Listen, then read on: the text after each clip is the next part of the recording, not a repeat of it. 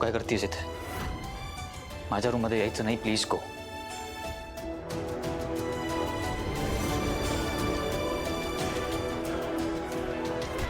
काय बघतेस तू? हा, तुला मी माझ्या रूम मध्ये यायची परवानगी दिली होती, तो चान्स दिला होता, पण तू काय केलंस? तू मायावर ब्लेम टाकलंस. काय गरज होती? हा, तू तो चान्स गमावलास. आणि चल, एक वेळ मी तो तुझा मूर्खपणा समजून विसरलोही असतो, पण माझी आणि अंबिकाची अॅनिव्हर्सरीचा मुद्दा काढून तू खाली परत एक तमाशा केलास. Mira, please leave. मी खरंच चुकले असते ना तर मी कधीच आले नसते इथे. आपल्या वेदासाठी करते मी हे सगळं.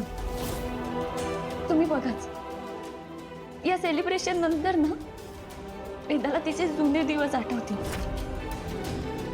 तुमचं आणि तिचं किती घट्ट नातं होतं ना, याची तिला जाणीव होईल. मी वचन देते तुम्हाला, या सेलिब्रेशन नंतर तुम्ही आणि वेदा पुन्हा एकदा एकत्र या. तुम्हाला सगळ्यांना असंच वाटतंय ना की ही श्रीमंती उपभोगण्यासाठी मी हे सगळं करते, पण तुम्हीच विचार करा ना, जर मला हेच करायचं असतं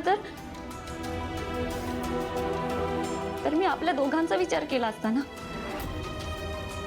मी तुमच्या आणि अंबिकाताईंच्या अॅनिव्हर्सरीचा घाट का घातला असता?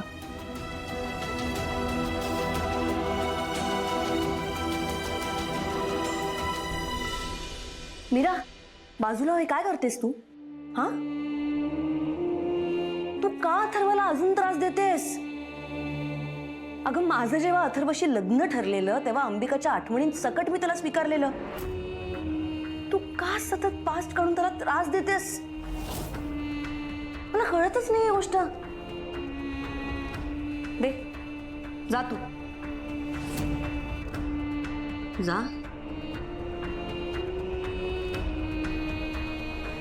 वेदाचे बाबा, माझ्या बोलण्याचा एकदा नक्की विचार करा.